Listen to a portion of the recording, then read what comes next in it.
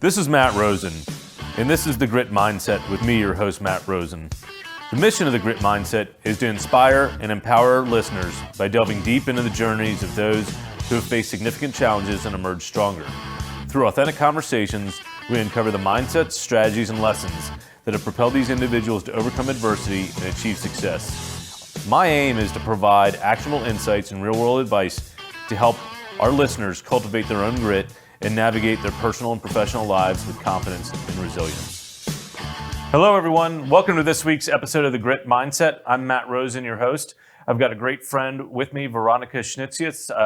She runs American Leather, a very successful company here in town. She's originally from Colombia, moved to the States, and has created a very successful family and business for herself. And so I'm excited to have her on the show and hear her story.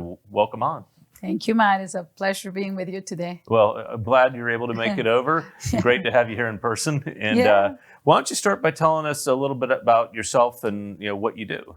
Yeah, so like you said, originally from Colombia, I run a furniture company here in Dallas. We manufacture high-end furniture, custom made. So we have around 700 employees here, Wow. and we build furniture for retailers as big as Restoration Hardware and small operator family stores all over the country. Do these chairs meet the...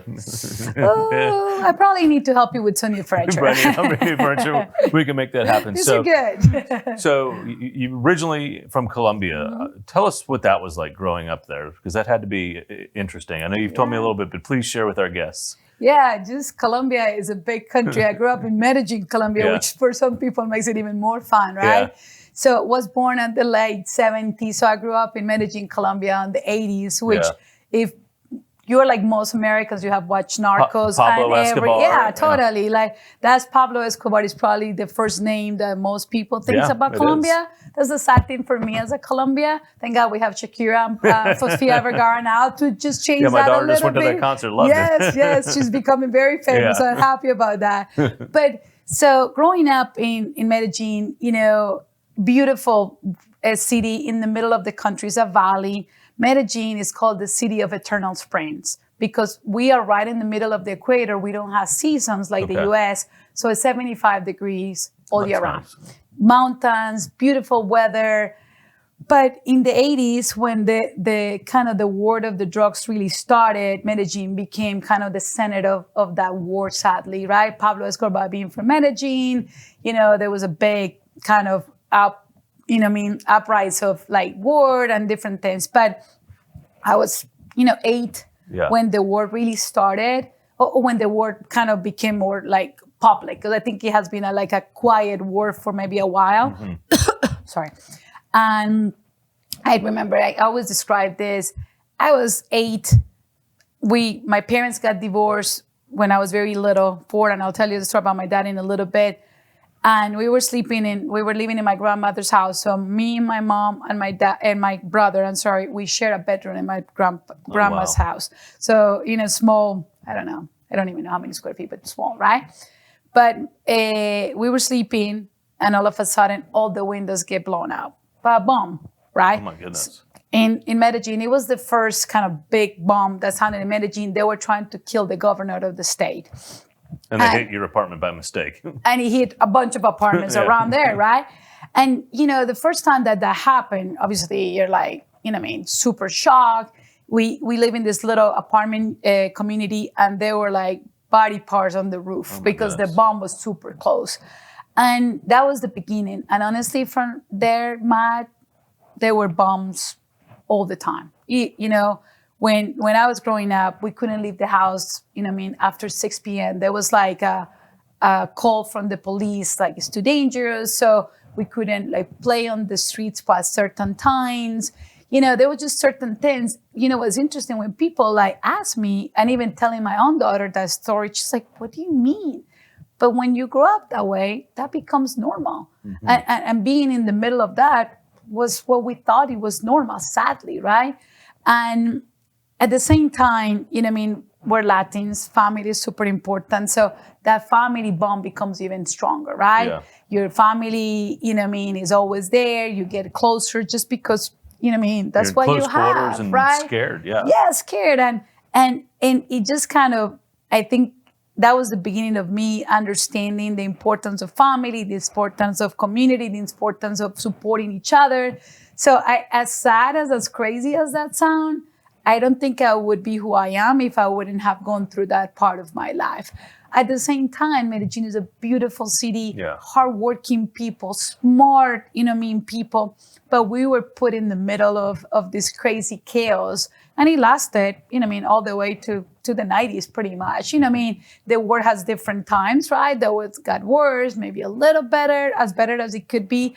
I think at a point, Medellín was probably the most dangerous city in the world when I was growing up. Wow. So that's really crazy circumstances you grew up in. Mm-hmm. How did you make it from the bombing craziness of Medellín to the United States? Tell us a little bit of that journey. Okay. So like I mentioned earlier, my parents got divorced when I was 4. My dad, unfortunately, became a cocaine addict when I was very little, right? So that's why they got divorced and we moved to my mom's parents' house. My grandfather actually was the one that kind of pulled us out of the conditions, I guess, the apartment we were living in with my dad. And my dad was never a violent guy or anything like that. He just kind of became an addict, right? And so we moved into this house. We were going to that ward, but I think me and my brother knew we wanted something different, both of us. So, and I guess you talk about grit, and I think you are born with grit. You can develop it and get it better, but I think most people have it or don't have it. And what does grit mean to you?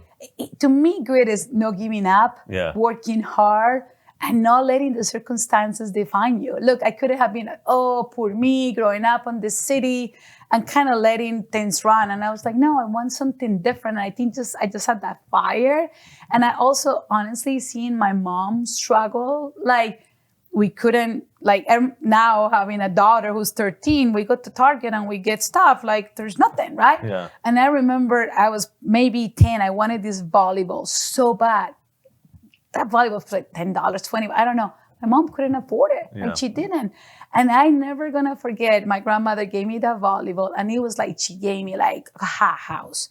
And I remember that feeling of having something that I really wanted. I was like, I don't want this for my kids. I don't want to feel this way for most stuff. So that desire of wanting to be able to have more freedom for certain things kind of was part of that fuel, right? But my journey, so I was with my parents at my grandparents' house. My dad, through his whole addiction, he cleaned up. He came out of the streets, went to a rehab center for 5 years. Great. And my parents got back together when I was 15. Oh, wow. Okay. So we started again as a family and, moved to an apartment. And my parents still kind of financially were not, well off, right? But they worked hard. And my aunt told me that she lives in Miami. She's like, hey, if you want to go to school, I pay for your college, but you just have to get all A's. And that's all I needed. So I got into a university, the same thing with my brother. We both went to engineering school. In Colombia? In Colombia. I went to a school called EAFIT, which is one of the best technical schools. The only reason I went there is because my aunt paid for it. My parents could never afford it. It was a private school. Think about SMU in Dallas. That kind of like you would have to have, like today it would be probably $100,000 a year. Oh, wow. Right? So could not afford it. And I remember you talk about grit. We live, like imagine SMU is in Highland Park and the school was around there. And we live, I don't know, DeSoto, super far, right? And so I had to take south of me, that's my hood. Exactly. So I had to take a bus. We didn't even own a car. I had to take a bus at 4:00 in the morning to get to classes at 6 a.m. But every day, every 5 days day. a week. And sometimes classes were until like 6 to 8, and I would get home at 8 p.m. And I didn't have the luxury, even though it wasn't like I had class all day, but I didn't have the luxury to go home and come back to the school. I was too far. And, I was 17, 18 when I started college. And I remember my parents were like, oh, why don't you take a sandwich or some, lunchbox or something? And I was embarrassed because that school was a pretty elite school. Yeah. I was starved all day, man. Oh, my goodness. Just because I was embarrassed. Now I look just back. Just because you just didn't want to bring a sandwich. Stupid. Like now I was like, that was dumb. But I was young and, vain or whatever. Yeah. But talk about being hungry. That just gives You you were really desire. hungry, I like, really literally was. hungry. Out of stupidity. Let me say that. My parents had food at home. I wasn't but he just taught me a lot of stuff, right? So I got through engineering school. And when I was going through engineering school, my parents started doing better. My dad started to go back to college to become an accountant. And they started like financially getting in a better place. So when my brother and I were finished school, we're only a year apart. They told us that they have saved enough money that they could send us for 6 months to anywhere in the world we wanted to learn another language. Okay. So I went to Canada to learn English because English makes a lot of sense from a business perspective. So I went to the west coast of Canada to a university called UVic, University of Victoria. Okay. And I studied English there for 6 months. Did you learn English before that, or? I was taking classes when I was going to school, but you know what I mean, like what you can learn at an English center in Colombia, right? But the foundation, the language. But when I went to Canada, I was taking, grammar, everything for 8 hours a day for like 6 months, right? And living with a Canadian family that did not speak Spanish, being surrounded by... So you were immersed. You had to figure it out. Immersed in the middle of an island, out in Canada, right? So that's how I started learning. And when I was there, in the school I went to in Colombia, we had to do an internship. And I guess it was my destiny. I got an internship here in Dallas in another furniture company called the Leather Center. Actually, not too far from where we are in Carrollton. So this company was run by an American, a guy from Mexico, and a Colombian. This guy from Colombia was from the same school I went to. So he had this internship program. So he would bring interns every 6 months. Matt, as a business owner, you are brilliant. Yeah. He would bring 10 4-year degree engineers for $400 a month. Wow. And at that time, right, immigration wasn't as tricky as it is now. So we had a tourist visa and we would come and work. They would give us he would pay somebody in the company to give us like a room. So we'd have a room, but we would only get $400 a month. And this was what, late 90s? That was actually 99. 99, okay. 99. I never gonna remember 2000. Yeah. And I worked on this company for 6 months.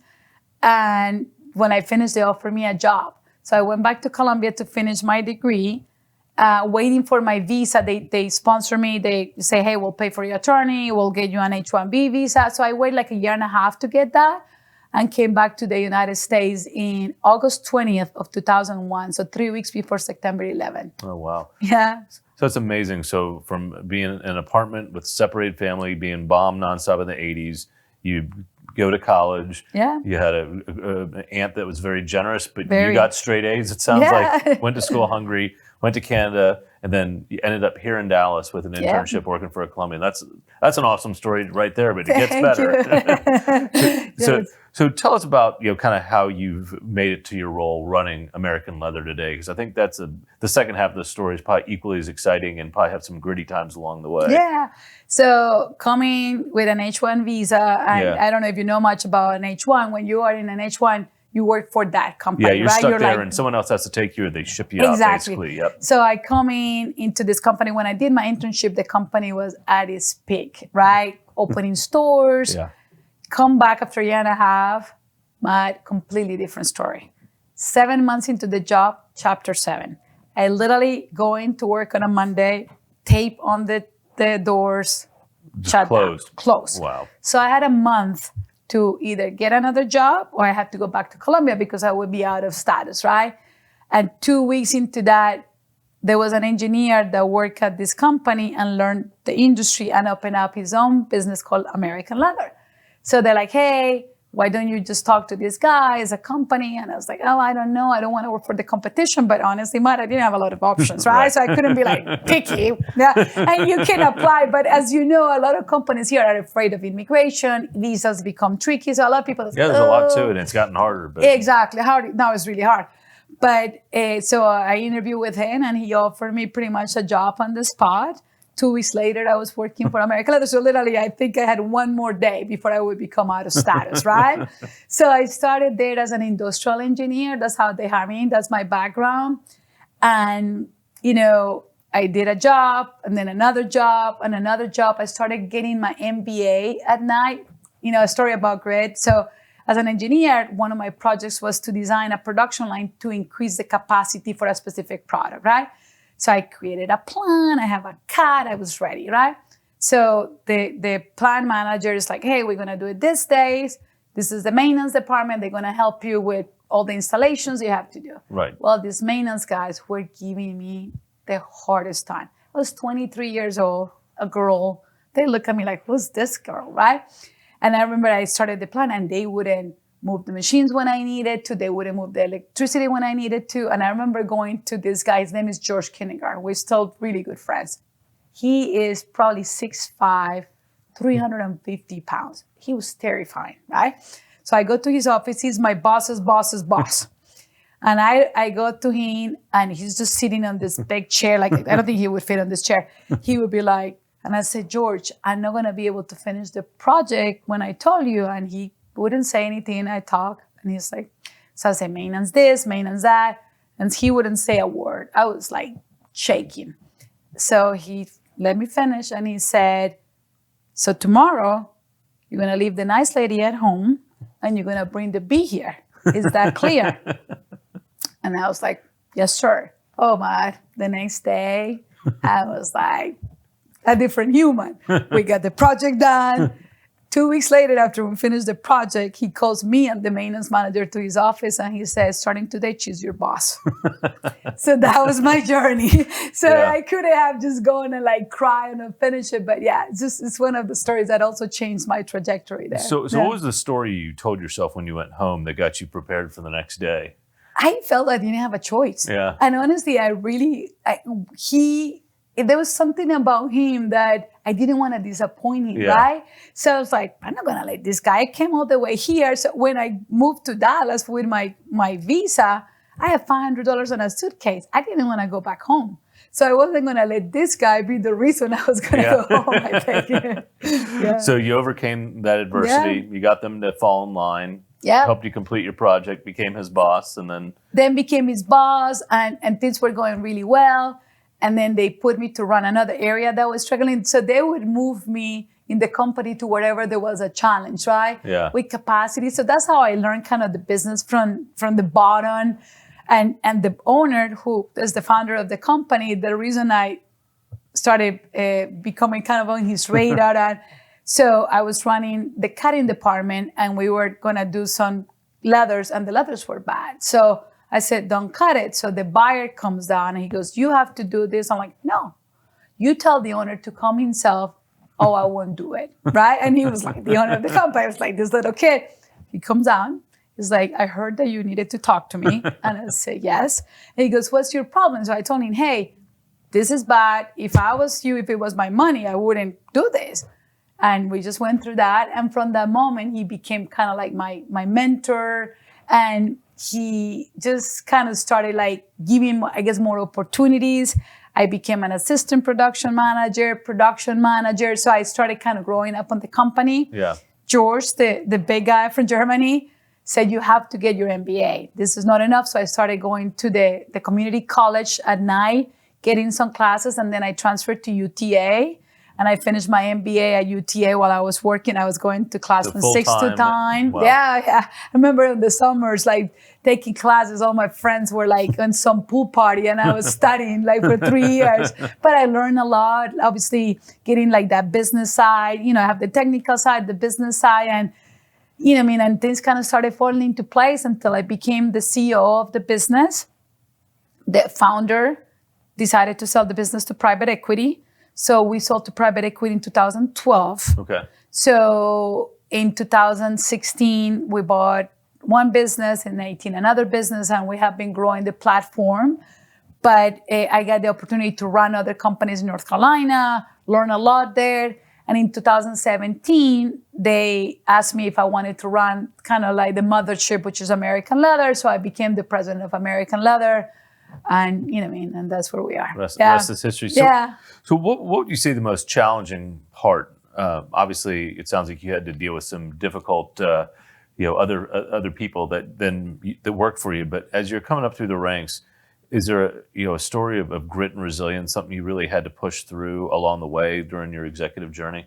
Yeah, I would say, Matt, when I came here, I was actually shocked as still how women were like, why are you here? Like also in manufacturing, I was a unicorn. So I think one of the things for me was like, even though I was a woman, I wasn't coming up to the ranks because I was a woman. Right. I was coming up because I have the skills to good. do it. Yeah. And I work hard, and I have always been relentless. Actually, having a daughter that is like me is actually hard sometimes to experience it from the other side. But I think I have to work harder because being Latin, having an accent, and being a woman felt like it was harder to come up the rankings that maybe if I wasn't. Yeah. I mean, maybe that's the story I'm telling myself, right? And I think a lot of people's like, oh, she had to be sleeping with him to be here. And I was like, having to leave that behind and say, I'm not going to let that bother me. So you just ignore that? Ignore it. But it was hard. And actually, the founder one time sat me down and said, look, if you pay attention to that, if you were a guy, you would be a tough guy. Now, because you do this, you're a B. And I was like, I'm fine with that. I'm not. And I want to go to bed and feel I did the right thing and it was what I thought it was fair to the company, but doesn't mean that I'm in a popularity contest and some people is not going to like it. And when I kind of got past that, it was fine. Yeah, it is unfortunate how in our culture a lot of women get identified by that B word versus guys just can do that. And yeah, you're tough. Yeah, yeah, and that is unfair. So what would you say to all the women out there listening? Of how do they get past that? You just have to just kind of like let it slide. It's harder doing it than saying it, but I said I can either like complain about my situation or like don't let me define me. And I'm just gonna go through it. And I knew that I have the skills, I have the intelligence, I have the grit to want to do it. So I wasn't going to let this stigma of this be the part of it. And but I almost felt a little bit like that imposter syndrome. Like I would say at a big home, I was like, this is really hard. What's been the most challenging part of now? You've been the president of the company for 8-9 years now. What's been kind of the most challenging part leading people, and how do you inspire grit within them? Because not many people have had the challenging upbringing that you have. So. Yeah, I always said one of my biggest things is walk the talk. Yeah. So for me, I'm not afraid of doing anything that I would be asking somebody to do it. Yeah. So I think leading by example, and I think because I grew up through the ranks of the company, I think people respect that. It's like, oh, I wasn't the daughter of the owner, or I wasn't brought up from here. So I think that has helped me. I think one of the hardest things for me in this growth process as a leader is I used to think that I could do it better than anybody else, right? And I think we all have that syndrome, like, I can do it better, right? So, and maybe not, but I think leading by example, by doing it, by not being afraid. I don't believe on titles. I love open doors. Like, I love to see the employees. I don't believe that because I have a title of president or CEO, whatever the title may be, I'm better than anybody else.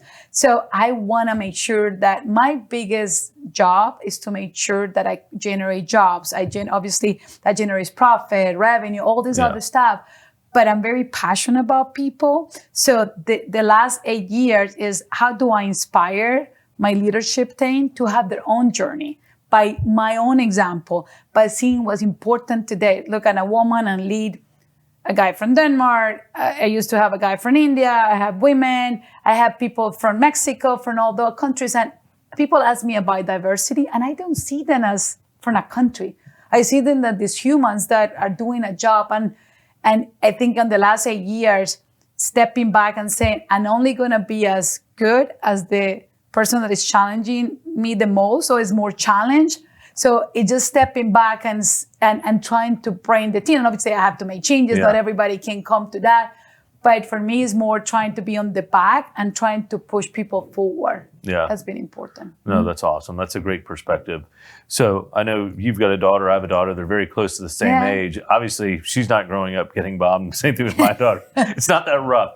So how do you... She can buy plenty of volleyballs, let me put it that way. Yeah, mine too. So what are you doing to instill grit within her? I'm curious. Yeah, that's a great question, honestly, man. There's something I cannot sleep at night. Is how do I do that to her? I struggle with that too, which is why I asked. We all do, right? I think, look, we go to Colombia at least twice a year. We have gone and volunteered. I show her, I talk to her. I think that I used to think she didn't listen, but she does. Yeah. So every time we're exposed to a really nice situation, I say, hey, Hannah, know that this is not normal. We're very blessed to be here. We're very lucky to be here. Mommy worked really hard to be here.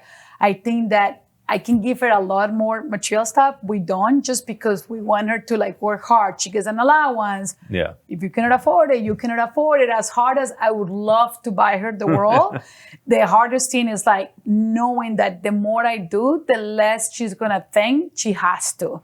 Like we have her college paid for. I don't ever want her to find out. Yeah. I want her to like, hey, if you want to work hard, go and get it. Yeah. Like. And honestly, she's an athlete. She has been competing, as you know, she competed in cheerleading for a long time. Letting her fail more has been a big part. Fail at this level, right? Yeah. I don't want her to jump out of a window. Sure. But putting her in environments where like, that was tough, right? Let's learn from that lesson.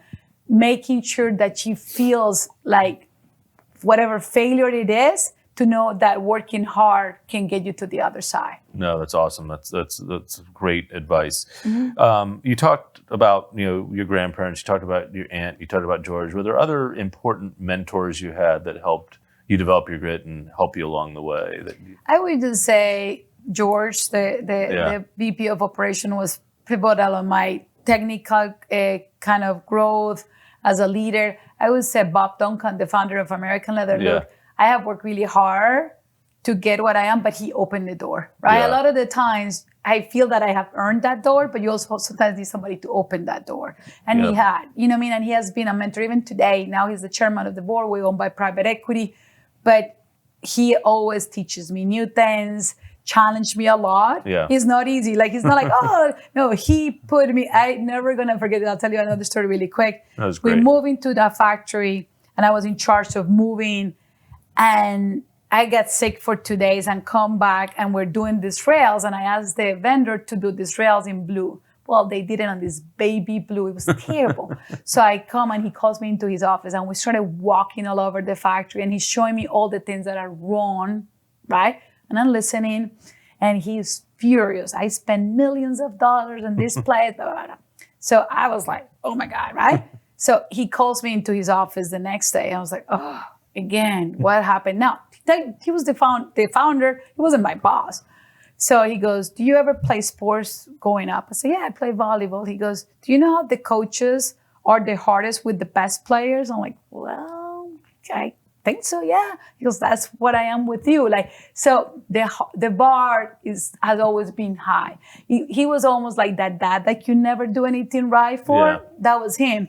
And sometimes he felt like, that's not fair, but he kind of, it's not enough. It's not enough. And in the company, we change processes. We evolve all the time because it never feels good enough. Yeah.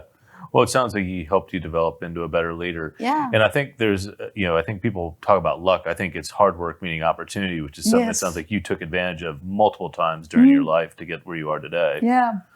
In addition to the success you've had as as a president of a company, you and I share a passion for triathlons. So tell us a little bit about how you fit in the time to train, being a mom and having a busy career. Yeah, honestly, my triathlon and running is like the only outlet that I have for me by myself.